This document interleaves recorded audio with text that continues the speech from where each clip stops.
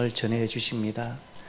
2월에 우리 교회 부임하셨는데 그때 부임 설교를 약속했습니다. 그래서 벌써 10월이잖아요. 달수록 9개월 되셨어요. 그리고 이번에 노예도 정식으로 또 가입도 하시고 박도경 목사님은 제가 이렇게 보면 우리 박 목사님은 동네 아저씨 같으세요. 부근하고 누구도 다 만나서 대화가 될 것 같고 누구든지 오면 그 안에 여유와 힘이 있어서 만나줄 것 같고 내 이야기를 들어줄 것 같고 그런데 이분은 대단히 헌신적이고 겸손하시는데 뛰어났어요. 굉장히 탁월한 분인데 헌신적이고 뛰어난 분이세요. 오늘 우리 목사님 저는 우리 교회 오셔서 너무 기쁘고 감사한데 가까이 가서라는 제목으로 귀한 말씀을 전해 주실 겁니다. 큰 은혜 받으시고요. 그리고 목사님 나올 때 우리 환영할까요? 할렐루야로. 목사님 할렐루야. 네, 할렐루야. 네. 과찬의 말씀 해주셔서 너무 감사합니다. 제가 참사랑 교회는 제가 이 동네 주민이기 때문에 오고 가면서 자주 봤습니다. 저기 풍덕천에 제가 가르치는 학생이 있어서 그 친구를 데리고 주다가 이곳을 지나갔었거든요. 갔는데 참 교회 예쁘다 속으로 생각했는데 교단 마크가 보이는 거예요. 오, 우리 교단이네 라고 생각하고 저 교회 교인들은 어떨까 잠시 생각하고 지나갔는데 제가 이곳에 오게 되었습니다. 그리고 여러분들을 만나게 됐습니다. 교회가 아름다운 만큼 우리 여러분들이 너무 아름다워서 저는 너무 기쁘게 목회를 하고 있습니다. 그리고 앞으로 하나님께서 뜻하지 않게 이곳으로 인도해 주셨기 때문에 제가 긴장을 해 나옵니다. 뜻하지 않게 제가 이곳에 왔기 때문에 앞으로도 하나님의 정권적인 인도하심이 있을 줄 믿습니다. 말씀을 전하기 전에 우리 영상을 먼저 보시고 말씀을 전하도록 하겠습니다.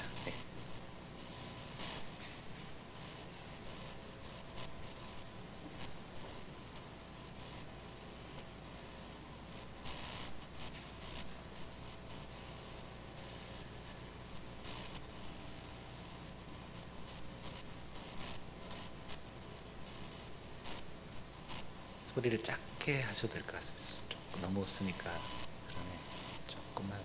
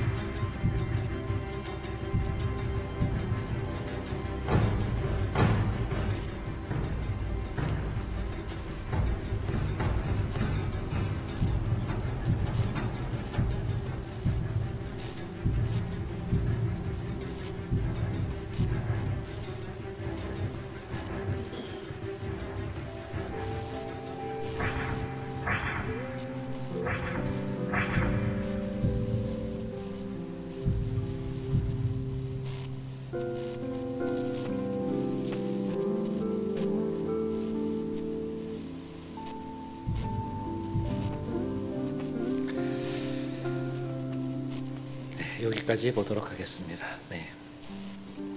이 영상은 1964년도에 있었던 제노비스 사건을 극화한 내용입니다. 이 제노비스라는 여인이 살해당한 사건이죠. 이 사건 때문에 미국을 비롯한 수많은 나라에서 큰 이슈가 되어서 이것들을 어떻게 해결하면 좋을까라는 운동들이 일어났습니다. 그래서 우리나라도 그 영향을 받아서 2008년도에 선한 사마리아인의 법이란 이름으로 법안이 올려지기도 했습니다. 그런데 그 법안이 어떻게 통과됐냐면 응급구조에 관한 법률로 통과되어서요. 그 응급구조할 때에 그 사람을 구해주다가 생긴 사고, 예를 들어서 뭐 상해를 입는다든지 더 상태가 나빠지는 그 일들을 면책을 받는 그런 법이 통과되었습니다. 예를 들어서 CPR을 하다가 갈비뼈가 조금 부러지는 일이 생길 수 있거든요. 그러면 그 일을 면책해주는 법안이 통과가 되었습니다. 그러니까 우리나라도 선한 사마리아인의 법을 일부 인용한 나라가 된 것이죠. 그러니까 누군가를 도와주었을 때 어떻게 도와줄 것인가에 대한 길이 열리게 된 것입니다. 그러면 이 말씀, 선한 사마리아인의 이야기를 하셨던 예수님의 그 의도는 무엇이었는지 우리가 말씀을 통해서 한번 알아보고자 합니다. 예수님께서 어떤 율법학자를 만나십니다.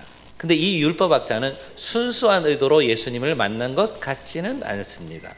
어쨌든 예수님을 만나서 여러 가지를 묻습니다. 25절 말씀에 뭐라고 묻느냐면, 선생님, 내가 무엇을 하여야 영생을 얻겠습니까? 라고 묻습니다. 근데 예수님께서는 26절에 이렇게 대답하시죠. 율법에 뭐라고 적혀 있으며 너는 어떻게 그것을 해석하느냐? 라고 물으십니다. 그때에 아주 멋진 대답을 합니다. 27절에 내 마음을 다하며 목숨을 다하며 힘을 다하며 뜻을 다하여 주 너의 하나님을 사랑하라. 이 말씀을 하게 됩니다. 우리가 주일에 자주 들었던 말씀이죠. 쉐마의 말씀입니다. 이 쉐마는 어떤 말입니까? 들으라.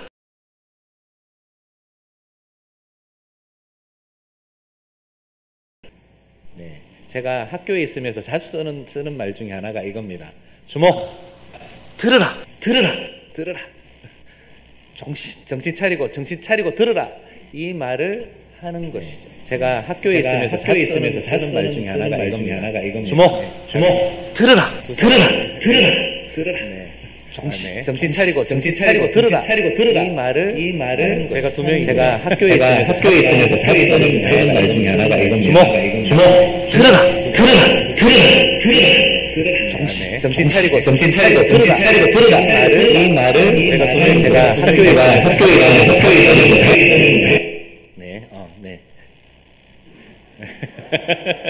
네, 이런 일이 생기는군요. 자, 주목하라는 것은 중요한 내용이죠. 가끔씩 저는 이렇게 좀 치트키 같은 이상한 그 방법을 쓰는데, 시험에 나와 이러면 잘 듣더라고요. 시험에 나와. 그런데 그 쉐마의 말씀이 그 말씀입니다. 정말 중요한 말씀이거든요. 하나님께서 이스라엘 백성을 향하여서 이 말만 잘 지키면 너희들이 정말로 살 길이 생기고 너희들이 내가 따르는 그 길로 갈 수 있다라는 길을 보여주시는 겁니다. 마음을 다하고 뜻을 다하고 힘을 다하여서 주 너의 하나님을 사랑하라. 제발 좀 사랑해라 라고 말씀하시는 거죠. 그러니까 꼭 들으라.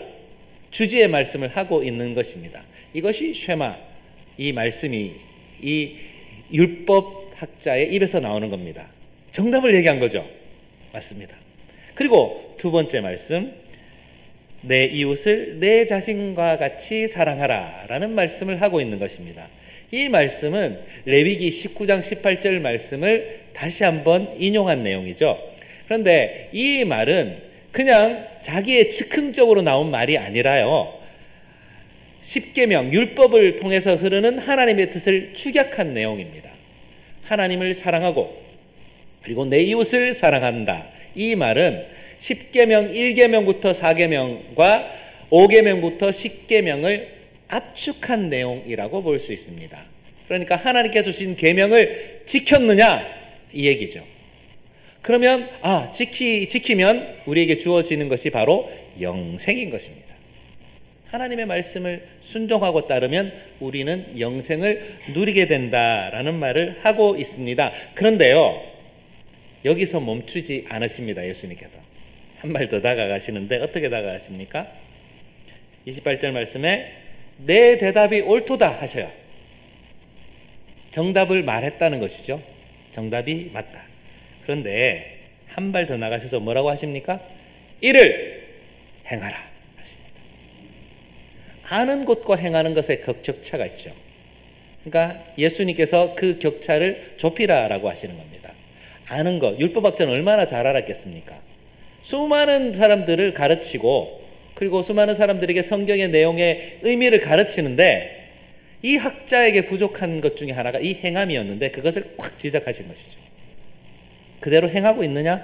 자, 이 얘기를 하시면서 예를 드시는 예화의 내용이 오늘 본문에 나와 있는 선한 사마리아인의 이야기입니다.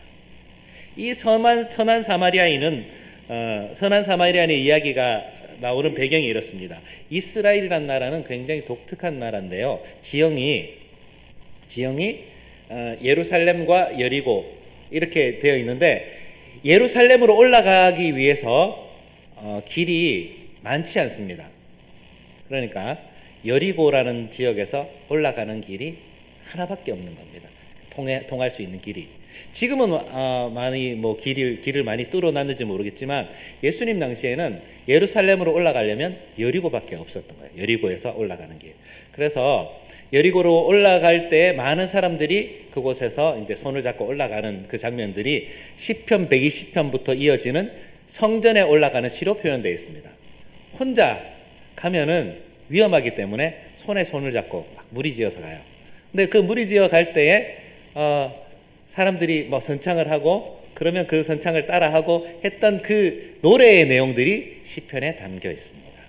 그래서 내가 눈을 들어 내가 산을 향하여 눈을 들이라. 나의 도움이 어디서 올꼬? 나의 도움이 천지를 지으신 여호와에게서로다. 이렇게 찬양 부르면서 막 올라가는 거예요. 근데 문제는 여기 있습니다. 이곳은 혼자 가면 위험한데. 왜일까요? 혼자 가게 되면 강도들이 그 사람을 공격할 수 있기 때문입니다. 그래서 여러 명이 가야 됩니다. 그러니까 혼자 갔다는 것은 큰 실수를 범한 것이죠. 우리도 그렇습니다. 우리도 그 한양에 과거 시험 보러 갈 때 혼자 안 갔다고 합니다. 꽤 많은 사람들끼리 같이 이렇게 손을 잡고 갔다고 합니다. 그래서 전설의 고향 같은 데 나오면 이것을 잘못했던 사람들이 전설의 고향의 주인공이 되죠. 혼자 가면 안 돼요. 근데 혼자 가는 바람에 이상한 데 들어가가지고 귀신에 홀리기도 하고 이상한 것을 보기도 하고 그런 일이 벌어진 것이죠. 교훈이 있습니다. 혼자 가면 안 된다는 게 교훈이에요. 근데 이 사람도 혼자 간 거예요. 예루살렘에서 여리고로 내려가는데 혼자 내려간 겁니다. 아마 이 얘기를 들었던 사람들은 이렇게 생각했을 것입니다. 아니 거길 혼자 가? 실수했구만. 뭔가 잘못했구만. 좀 잘하지. 이런 마음이 들었을 것입니다. 근데 이 사람이 아니나 다를까 혼자 가서 겪을 수 있는 일이 가장 최악의 상태로 딱 겪게 된 겁니다. 어떤 일을 겪게 됩니까? 강도를 만납니다. 이 강도가 이 사람을 어떻게 했는지를 보면 만날 수 있는 최악의 상황을 만들어 버렸는데, 자, 본문 한번 읽어볼까요? 강도를 만남에 30절 하반절입니다. 강도를 만남에 강도들이 그 옷을 벗기고, 옷을 벗긴다는 게 좀 특이하지 않습니까? 왜 옷을 벗기죠? 이유가 있습니다. 우리는 요즘 옷이 흔하기 때문에 외투가 여러 벌 있잖아요. 근데 예수님 당시에 겉옷은 한 사람에게 거의 하나밖에 없는 유일한 재산이었습니다. 가장 값진 재산 1호예요. 1호. 그곳을 벗겨간 거죠. 벗겨가고 또 어떻게 합니까? 때렸다는 얘기입니다. 때렸다는 것은 제가 추정을 해봤습니다. 왜 때렸을까? 아마 심한 저항을 했을 겁니다. 그걸 뺏기기 싫어서 저항을 하니까 막 때렸겠죠. 때렸는데 그냥 한 대 때리는 정도가 아니라 심하게 때렸을 겁니다. 심하게 때렸으니까 어떻게 됩니까? 거의 죽기 직전까지 때렸습니다. 거의 죽기 직전까지. 그렇으니 이 사람의 상태가 어떻겠습니까? 근데 이 사람이 누워있을 때에 누군가가 지나가죠. 첫 번째 등장하는 사람, 바로 제사장이 지나갑니다. 제사장이 그곳을 그 길로 내려가다가 그를 보고, 일단 봤습니다. 중요한 장면. 그를 보고 피하여 지나가고. 저는 어릴 때 이 본문을 듣고 굉장히 분노했습니다. 아니, 제사장식이나 되는 사람이, 성직자인 이 사람이 어떻게 불쌍한 사람을 보고 지나갈 수 있을까? 굉장히 분노를 했는데 나중에 제가 신학을 하고 난 다음에 그 분노가 조금 누그러졌습니다. 그 이유는 뭘까요? 민수기 19장 11절에 그 해답이 나와 있습니다. 그게 뭐냐? 사람의 시체를 만진 사람은 부정하니 일주일 동안 부정할 것이다 라고 되어 있습니다. 사람의 시체를 만지면 부정하게 돼요. 그런데 제사장은 부정하면 되는 사람이 아닙니다. 만약에 제사장이 시체를 만져서 부정하게 되면 제사장의 업무를 볼 수 없어요. 그러니까 일주일 동안 굉장히 중요한 성직의 사역에 배제돼야 됩니다. 그게 너무 불편한 거죠. 만약에 아주 중요한 예를 들어서 대속죄일이라든지 대사에서 제사장만 하는 일들이 벌어졌을 때에 자기가 문제를 일으켜서 부정하게 되면 그 업무를 못 보게 되잖아요. 크게 낭패를 보는 것입니다. 그래서 나 오늘 우리로 치면 목사님들이 교회에 가야 되는데 그 일이 생기는 바람에 예배를 못 드리게 되는 상황이 벌어지는 것이죠. 굉장히 심각한 상황인 거죠. 근데 그래서 이 제사장은 그 일을 피하여 지나가게 됩니다. 똑같은 사람이 등장하죠. 누굽니까? 또 이와 같이 한 레위인도 그렇습니다. 레위인도 내려가다가 그를 보고 피하여 지나가고 똑같이 행동합니다. 레위인도 똑같은 이유였습니다. 레위인이 하는 일이 무엇이었습니까? 성전을 돌보는 일입니다. 성전의 집기를 돌보고 성전의 여러 가지 일들을 같이 도우는데 만약에 부정한 그 몸으로 성전의 집기를 만지게 되면 성전의 집기도 부정하게 되기 때문에 문제가 심각해집니다. 그래서 레위인도 지나가게 됩니다.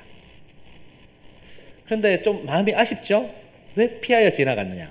그런데 이 레위인과 제사장에 대해서 예수님께서 말씀하시는 것이 선한 사마리아인을 통해서 그들의 부족한 점이 드러나게 만드십니다. 자, 33절 말씀에 어떤 사마리아 사람은 여행하는 중 거기에 이르렀습니다. 여기까지는 제사장과 레위인과 다르지 않습니다. 그를 보고까지 일단 봤습니다. 근데 그 다음부터 좀 다르죠? 불쌍히 여기게 됩니다. 제사장 레위인은 불쌍히 여기는 그런 마음의 모습이 드러나지 않았지만 사마리아 사람은 불쌍히 여기게 됩니다. 불쌍히 여겨. 자, 불쌍히 여기는 것도 어떻게 보면 쉬울 수 있어요. 아이고 불쌍하네, 안 됐다 라고 말할 수는 있습니다. 우리는 그런 마음은 다 할 수 있죠. 우리 TV 보다가 그 가슴이 아픈 일 사연들 보면 아이고 안 됐다 생각하잖아요. 불쌍하다 할 수 있죠. 그런데 거기서 멈추지 않았다는 얘기입니다. 34절 말씀에 오늘 설교 제목인데 바로 가까이 가서가 등장합니다. 사마리아 사람의 아주 좋은 행동이 바로 가까이 가서입니다. 가까이 가서 기름과 포도주를 그 상처에 붓고 싸매고 하는 치료의 작업을 하게 됩니다. 여러분, 이 붓고 싸매고 치료하는 이 동작을 하는 것의 그 시작이 어디입니까? 가까이 갔기 때문입니다. 가까이 가지 않으면 그 상처가 어떻게 됐는지 알 수 없어요. 심지어 이 사람이 죽었는지 살았는지도 확인을 못하게 됩니다. 레위인과 제사장은 이 강도 만난 사람을 어떻게 생각했죠? 죽었다고 봤어요. 시체, 이미 끝났다. 절망이다. 라고 생각했습니다. 뭘 안 했기 때문입니까? 가까이 안 갔기 때문에 이 사람이 죽었는지 살았는지를 분간을 못했다는 얘기예요. 근데 사마리아 사람은 가까이 가니 이 사람이 살았고, 그리고 이 사람이 내가 도움을 주면 살아날 것이라고 확신했기 때문에 이 사람을 치료하게 된 것이죠. 우리가 이 본문의 사마리아 사람의 행동을 보고 우리가 교훈을 얻어야 될 게 있습니다. 우리는 이 어떤 일들을 바라볼 때에 가까이 다가가지 못할 때가 있습니다. 우리의 이웃을 바라봤을 때. 여러분, 이웃이 무엇이라고 생각하십니까? 이웃이? 이스라엘의 이웃과 우리가 생각하는 이웃의 개념이 좀 달라요. 어떻게 다를까요? 우리는 이웃 그러면 옆집 아저씨, 그리고 슈퍼 아저씨, 경비 아저씨 뭐 이거 많잖아요. 지나다니면서 볼 수 있는 그분을 이웃으로 생각합니다. 그런데 그 이웃은 좀 멀죠. 그렇지만 이스라엘의 이웃은 공동체의 구성원을 의미합니다. 내가 살과 살을 맞대고 얼굴과 얼굴을 맞대는 그 누군가가 이웃입니다. 굉장히 친밀한 대상을 얘기합니다. 이웃을 어떻게 대하라고 합니까? 내 몸과 같이, 나를 사랑하는 것 같이 사랑하라 라고 하신 것은 공동체의 구성원 외에는 성립하지 않는 말이죠. 여러분, 슈퍼 아저씨를 내 몸같이 사랑하는 건 되게 조금 할 수 있겠지만 좀 와닿진 않죠? 하지만 내 가족, 그리고 덧붙여서 우리 교회라는 이름으로 탁 이름을 대체하면 내 몸과 같이 사랑하라는 말이 마음에 탁 와닿게 됩니다. 여러분, 여러분들의 가족을 가까이 가서 대하고 계십니까? 여러분들의 가족을 잘 알고 계십니까? 저는 가끔씩 가족 얘기를 할 때 내 가족은 내가 잘 알아요 하시는 분들을 많이 만납니다. 내가 다 알아요. 척하면 착이에요 하고 다 안다고 말씀하셔요. 그런데 어떨 때 보면 정말 모르는 경우를 보게 됩니다. 제가 학부모들을 가끔 만날 때가 있었거든요. 대안학교 다니면서 학부모 상담을 할 때 우리 아이 이렇고 저렇고 막 이렇습니다. 제가 잘 알아요 라고 말씀하시는데 하나도 모르시더라고요. 이 아이의 습성과 이 아이의 좋아하는 기호를 전혀 파악하지 못하시면서 잘한다 하십니다. 너무 안타까워요. 근데 그 얘기는 저의 얘기이기도 합니다. 저희 부모님, 저희 어머니 얘기를 말씀을 드리겠습니다. 저희 어머니는 저를 늘 걱정하십니다. 어떻게 걱정하실까요? 저희 어머니의 그 말씀을 그대로 옮겨 드릴게요. 우리 막내 아가 숫기가 없어서 많은 사람들 앞에 있으면 말을 못할 낀데 설교나 잘하는지 모르겠습니다. 우리 그 이웃에 있는 분들에게 하시는 말씀이에요. 그대로 말씀하셨습니다. 제가 그 말로 제가 어떻게 말씀을 드려야 될지 모르겠습니다. 또 일화가 하나 더 있습니다. 뭐냐면 제가 고등학교 2학년 때 제가 노래를 좋아해가지고요. 우리 성주군에 있는 노래자랑이 열렸습니다. 그때 이름이 건전가요 노래 부르기 대회, 그 이름으로 대회가 열렸어요. 그래서 제가 거기를 신청을 했습니다. 예선을 보고 그리고 막 해가지고 대회에 나갔어요. 그래서 제가 거기서 상을 탔습니다. 2등을 했어요. 2등을 했는데 1등이 누구였냐면 그때 당시에 음반을 이렇게 녹음했던 친구가 하나 있었어요. 그래서 그러니까 가수죠. 그 친구 다음에 제가 2등을 했어요. 2등을 해서 그래서 트로피도 받아왔는데 저는 그 트로피를 우리 어머니한테 보여드리지 않았습니다.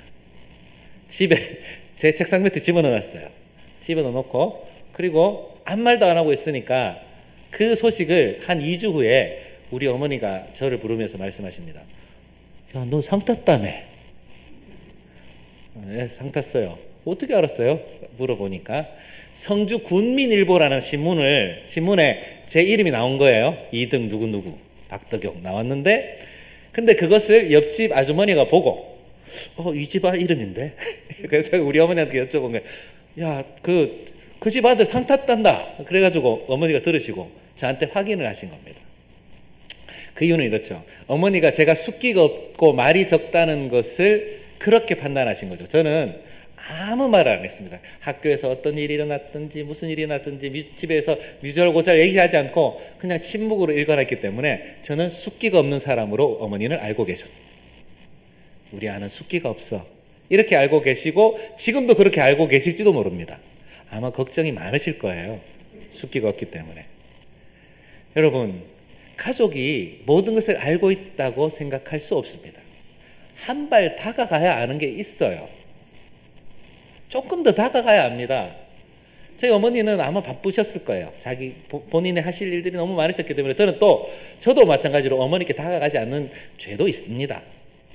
그러니까 어떤 상황에서 누군가와 관계를 맺는데 누군가는 한 발 다가서야 되는 부분이 있다는 얘기죠. 덧붙여서 교회는 어떻습니까? 교회.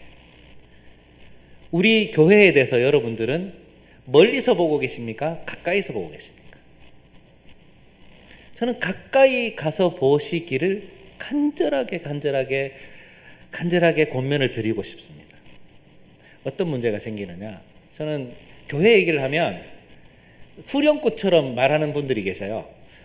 우리 한국 교회는 이래서 안 되고 저래서 안 되고 라는 얘기를 막 하시는 분들이 좀 계십니다. 그때마다 저는 마음이 너무 아파요. 저는 그래서 제 입속에 이 한국교회라는 단어 자체를 없애려고 했습니다. 그래서 21세기에 대한민국에 있는 수많은 교회들이란 말로 길게 해요. 저는 불편하지만 그렇게 말합니다. 그 이유가 있어요. 왜냐하면 한국교회라는 이름으로 너무 안 좋은 오명들이 너무 많이 더 씌워졌기 때문에. 그러면 이 한국교회란 말을 쓰기 전에 내가 교회를 위해서 얼마나 기도하고 있는가, 내가 교회를 위해 어떤 일을 하고 있는가를 먼저 생각해야 된다는 얘기죠. 예수님께서 말씀하시죠. 알고 있느냐? 그러면 그렇게 행하라 하셨죠. 우리는 알긴 알아요. 교회가 이러면 안 되고 교회는 어떤 일을 해야 되고 다 압니다. 여러분 다 하실 걸죠? 설교 시간에 얼마나 많이 들었습니까? 성경을 얼마나 읽으셨습니까? 읽고 알고 있습니다. 그런데 뭐가 모자라죠? 가까이 가서 행하지 않기 때문에 문제가 생기는 겁니다. 한 발 더 가까이 가서 해야 되는 거죠. 이 일을 행해야 되는데 하지 않고 있습니다. 그때 우리는 이렇게 생각하실 겁니다. 교회 가면 목사님도 계시고 장로님도 계시고 다 계신데 굳이 나 같은 것까지 할 필요가 있겠습니까? 라고 마음속으로 생각하시는 분이 계십니까? 그럼 제가 바꿔드릴게요. 아까 응급 얘기를 한번 해야죠. 응급 CPR. 저 CPR 교육을 한번 받아본 적이 있는데요. CPR 할 때 그 가슴을 세게 팍 눌러야 됩니다. 누를 때 해야 될 일이 하나 있습니다. 뭘까요? CPR만 하고 끝낼 게 아니라 제 능력 밖의 일이 생길 수 있으니 119를 불러야 되거든요. 119를 부를 때 어떻게 하느냐? 여러 사람이 있으면 119를 불러야 됩니다. 어떻게 하면 좋을까요? 제일 좋은 방법. 거기 있는 누구 중에 하나가 119를 부르세요. 이렇게 해야 될까요? 그러면요, 아무도 전화 안 합니다. 아무도 안 해요. 누가 하겠지? 옆 사람이 하겠지? 이 사람 하겠지? 그래서 골든타임을 놓칠 수 있어요. 그래서 그 강사분이, CPR 강사분이 꼭 얘기합니다. 사람이 딱 지적해서 119 전화하세요. 누군가를 꼭 지목하라고 되어 있습니다. 지목하지 않으면 그 어떤 누구도 전화하지 않는데요. 자, 이것을 교회로 한번 대입시켜 볼게요. 그 손가락이 누구를 향해 있을까요? 예수님께서 이 힘들어하고 어렵게 정말 거의 죽어가는 이 교회를 향하여서 예수님께서 당신이 하시오 라고 지목하십니다. 이 본문의 말씀은 그 예수님의 손가락이 우리를 향해 있는 거예요. 당신이 하시오. 당신이 직접 움직이시오. 당신이 직접 교회를 향해서 행동하시오 라고 말씀하고 있는 것입니다. 여러분, 주위를 돌아보지 마십시오. 납니다, 나. 내가 해야 됩니다. 앞에 서 계신 분이 맞겠죠? 자, 아까 그 영상에, 제노비스 사건의 영상에서 책임감 분산이란 말이 나와 있죠? 책임감을 막 분산시키는 겁니다. 누군가 하겠지, 이 사람이 하겠지, 저 사람이 하겠지 라고 생각하기 이전에 아, 이건 내 일이다. 내가 해야 되는구나 라고 생각하셔야 됩니다. 그리고 결단하셔야 됩니다. 교회를 향하여 하시는 말씀이에요. 이 선한 사마리아인의 이야기는 그냥 선을 행하라, 그리고 윤리적으로, 그리고 또 도덕적으로 어떤 일을 행해야 된다라는 말씀이기도 하지만 거기에 덧붙여서 더 중요한 말씀, 이 영생의 말씀이거든요. 영생의 부분에 있어서 말씀하십니다. 너희가 어떻게 하고 있느냐? 교회를 향하여, 내 이웃을 향하여, 내 친족을 향하여서, 내 가족을 향하여서 뭘 하고 있느냐라고 물으시는 것입니다. 그때 행하라. 움직여라. 그 상처를 포도주와 기름을 붓고 씻고 싸매고 하라라는 것이죠. 여러분, 교회 아픔이 보이십니까? 보이신다면 행하십시오. 움직이십시오. 예수님께서 계속 말씀하십니다. 당신이 하시오. 알고 있다면 율법학자한테도 똑같이 말씀하시죠. 당신 잘 알고 있지 않소? 그렇다면 행동하시오.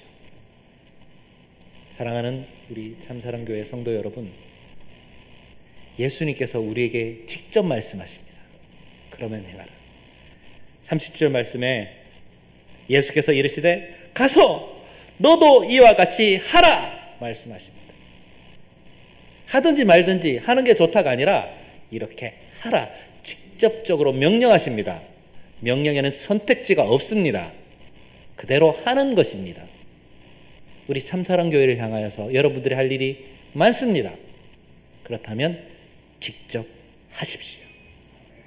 기회는 자주 오지 않습니다. 하는 즉시 행동하시기 바랍니다. 하나님 아버지 감사드립니다. 주님의 말씀을 우리에게 허락하여 주시고